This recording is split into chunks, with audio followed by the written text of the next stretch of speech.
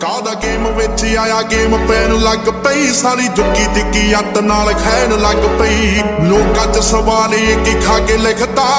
ਬੱਲੀ ਆਵਾਮ ਸਾਰੀ ਕਹਿਣ ਲੱਗ ਪਈ ਗੈਂਗ ਮੇਰੇ ਨਾਲ ਫਸਾ ਕੇ ਕੰਮ ਔਖਾ ਹੋ ਗਿਆ ਲਾ ਲੋ ਜੋਰ ਜਿੰਨਾ ਥੋੜਾ ਨਹੀਂ ਉਹ ਕੱਖ ਚੱਲਦਾ ਲਮੋਕ ਦੀ ਕੇ ਜੱਟ ਪਾਸੇ ਤੇ ਚੱਲੂਗਾ